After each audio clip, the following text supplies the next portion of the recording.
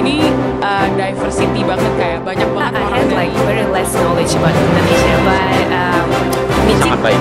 Namun di dalam buku hati yang paling dalam, kami sebenarnya juga sangat Bersama mahasiswa Indonesia untuk dapat kembali ke Malaysia, tentunya kami dari PP Malaysia bersyukur dan juga Tuhan dirinya dan anak istrinya juga.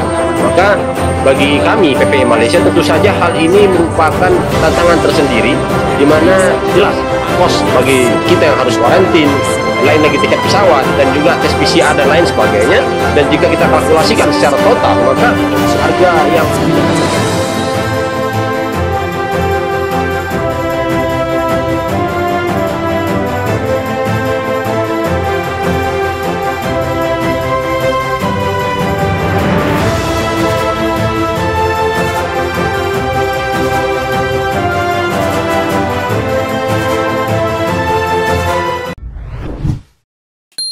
Halo semua, aku Darin.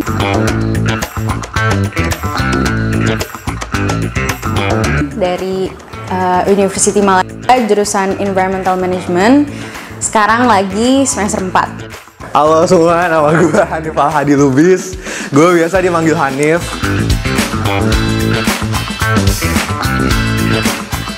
Gue dari Fakultas Ekonomi di University Malaya. Dan sekarang gue lagi di semester ke-4. Halo semuanya, selamat sore. Aku Moza Savana.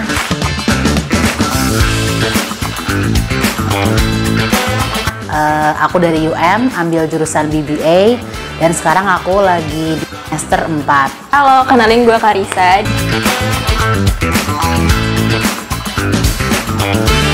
Dari Monash University Malaysia, jurusan Psychological Science. Dan sekarang lagi tahun kedua.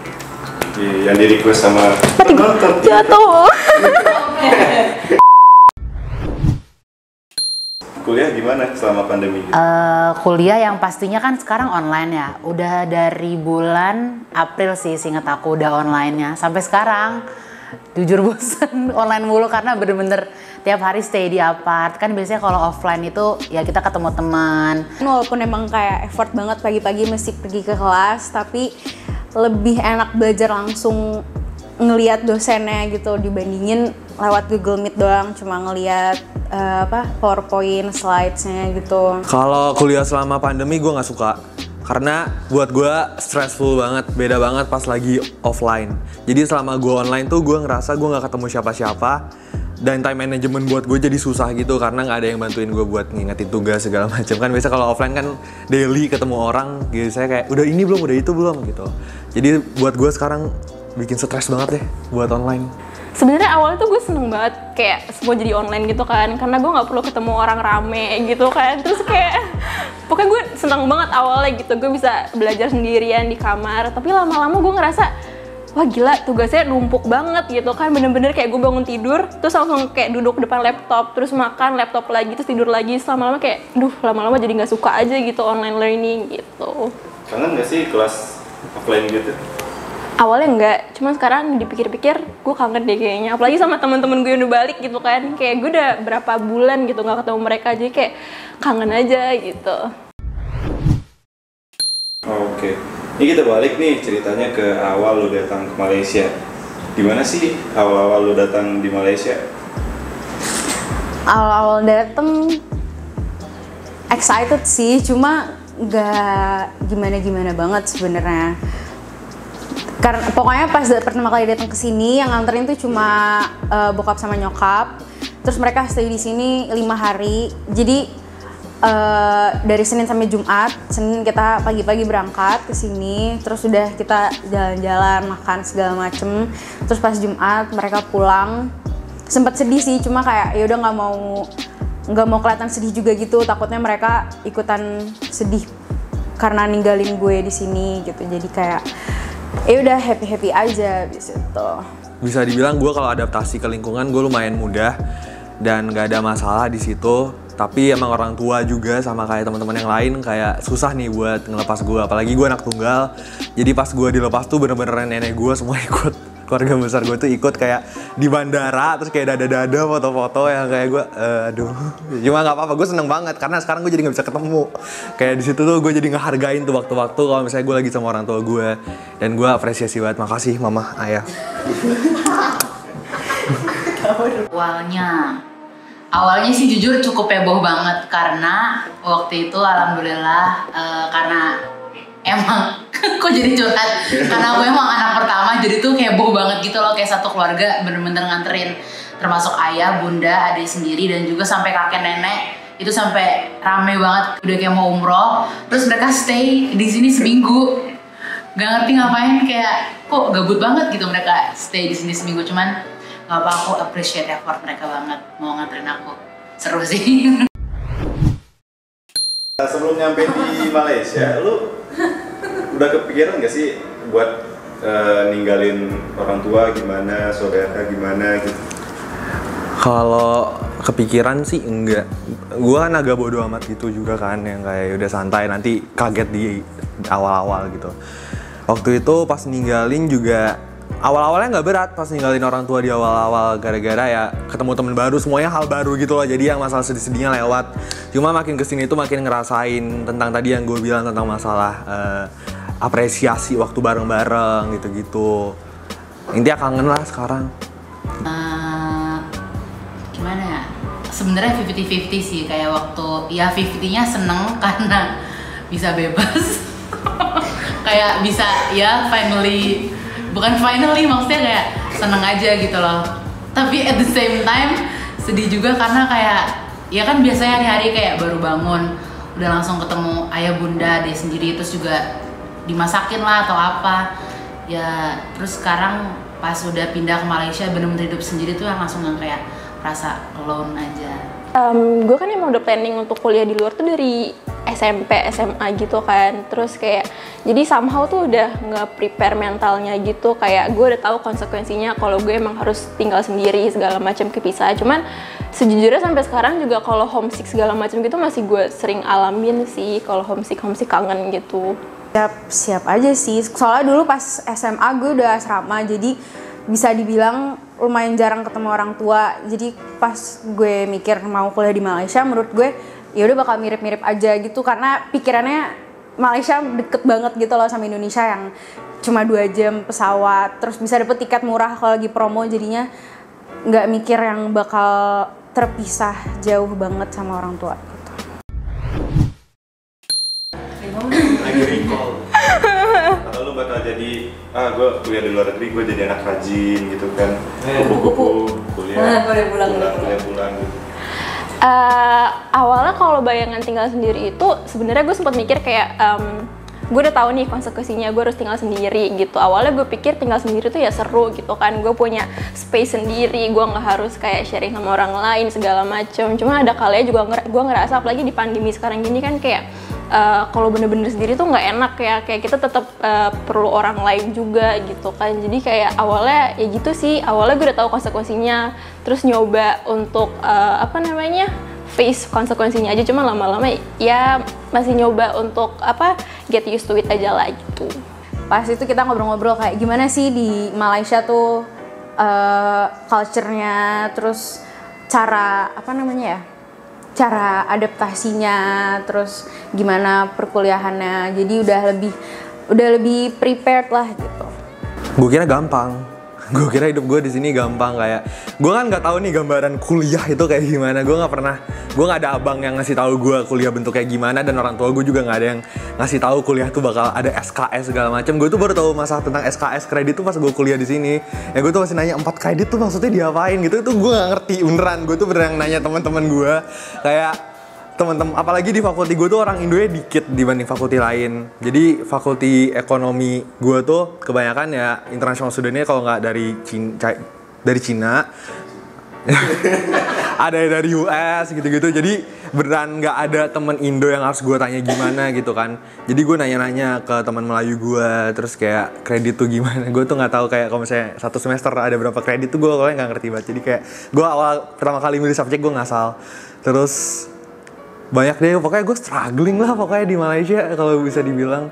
Apa ya, dulu sih waktu sebelum pindah nggak begitu deg-degan banget ya, karena mungkin salah satu faktornya Malaysia kan juga lumayan deket dari Indonesia, jadi nggak yang bener-bener culture shock banget. Ngadaptasinya gimana kalau lu bilang struggling? Cara adaptasinya lu harus SKSD. Lu harus SKSD sama semua orang, lu lupain harga diri, bukan harga diri sih maksudnya, kayak lupain lah gengsi lu. Karena kalau bisa dibilang international student itu emang lebih susah buat temenan sama orang kan kalau nggak berusaha. Kita tuh kalau nggak berusaha tuh ya endingnya juga nggak bakal dapet teman. Jadi emang kita tuh harus berusaha dari diri kita lebih berusaha.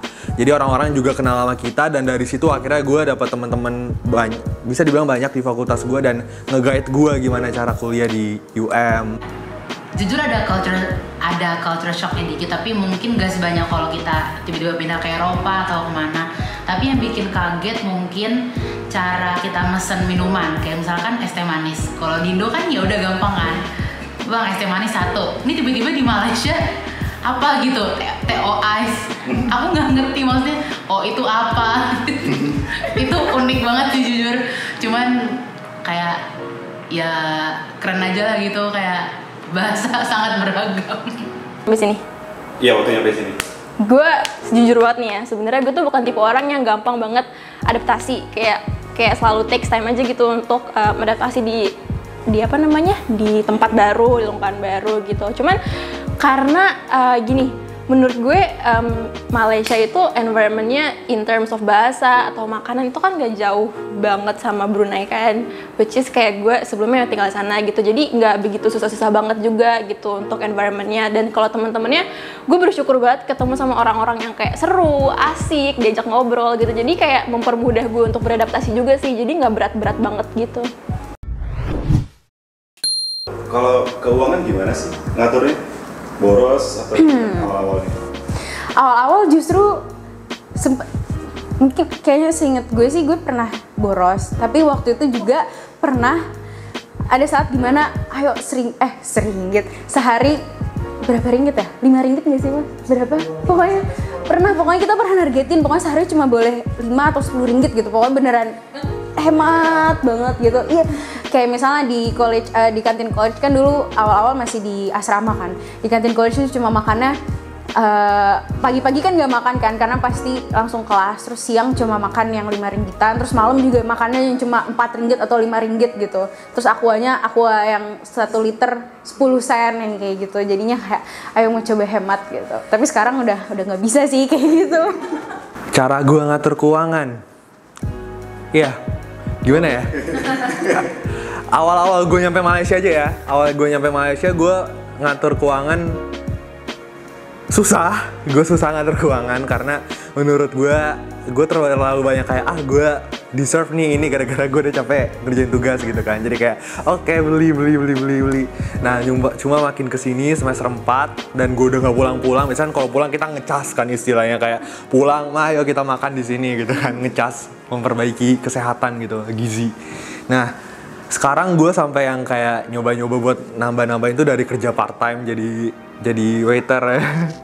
Sama Darin gitu, service crew dan itu juga susah, pegel banget ya Allah pegel banget. Dan akhirnya gue keluar juga karena kita kuliah aja dan gue kecapean, susah. Waktu itu waktu aku awal-awal nyampe sini kan namanya juga gimana sih, orang kaget gitu ya, baru pindah ke luar negeri, merasakan kayak wah luar negeri seru banget tinggal di sini gitu, kayak semuanya beda dari Indo lah gitu. Dulu sempat yang kayak nggak begitu melihat expenses lah dulu istilahnya, kayak ya udah mau makan kemana ayo, mau pergi Grab sampai yang 10 km juga ayo gitu tanpa ngeliatin fare-nya banget. Terus sekarang pas dipikir-pikir kayak wah gue udah tua gitu, gue udah menyentuh angka 20-an. Kalau kayak hidupnya ngasal mulu gini ntar gimana, ntar kita mau kayak nge-manage keuangan sendiri kan kayak untuk nantinya. Jadi ya udah akhirnya belajar untuk ya manage dikit-dikit lah biar nggak sebarbar dulu. Pesan buat teman-teman yang pengen kuliah ke luar negeri. Pesan gue cuma satu, kita ke luar negeri itu untuk belajar, bukan untuk main-main doang. Jadi kayak even though kalian tuh mau jadi walaupun kalian kayak mau main-main atau mau organisasi, itu penting juga, cuman kalian tetap harus utamain belajar kalian sama di luar negeri gitu. Oke. Halo. Ya bener. Intinya di sini mungkin nggak tahu ya, ini dari gue lihat video-video YouTube gitu kan. Kalau saya kuliah di Indo mungkin lo secara sosial lebih mudah. Kalau di sini agak lumayan susah gitu karena circle kita lebih dikit buat Indo. Kecuali kalau misalnya emang lu anaknya terbuka banget nih sampai semua negara temen lo tuh lo bisa rangkul tuh baru lo keren. Kalau gue agak susah juga sih. Gitu sih intinya. Kalau kalian mau kuliah di Malaysia nggak ada masalah sih menurut gue. Kalau misalnya gampang adaptasi nggak ada masalah, jangan judgmental, nggak ada masalah, gampang lah kuliah yang susah. Baiklah teman-teman, terima kasih udah nontonin PPM Beropini. Konten ini dibuat memang untuk menyegarkan channel YouTube PPI Malaysia, dan alhamdulillah selama 6 episode sudah ditonton lebih dari 200.000 dan mungkin 220-an kali ya. Dan terima kasih juga yang udah nontonin, yang udah nge-like dan di-share juga, walaupun kadang temen-temen nih di kolom komentar suka berantem gitu. Nah, mudah-mudahan kedepannya ini adalah episode terakhir teman-teman, informasi juga karena kita sudah ingin mengakhiri masa jabatan di PPI Malaysia 2019-2020. Nggak tahu bakalan dilanjutin apa enggak sama bakal dilanjutin sama yang baru gitu kan. Kalau dilanjutin ya terima kasih, dan teman-teman juga mendapatkan konten yang menghibur dan pastinya edukatif juga. Dan saya pribadi, saya sedih harus berpisah dengan teman-teman. Terima kasih. Membuat usaha yang ada social impact-nya gitu. Jadi kita bisa membantu orang-orang sekitar dan kita bisa mendapatkan profit juga. Itu luar biasa ya. Luar biasa sekali tuh Pak. Luar biasa sekali gila. Coba ini kamera dimatiin. Saya pura-pura dimatiin. Ada juga dari Enak sih jauh dari orang, dari orang tua. Enak sih sebenarnya. Karena aduh maaf ya ayah bunda kalau nonton ini. Tapi sejujurnya kayak yaudah aku tuh seneng gitu loh. sama, aduh malu gue. Kangen banget sama mama ya.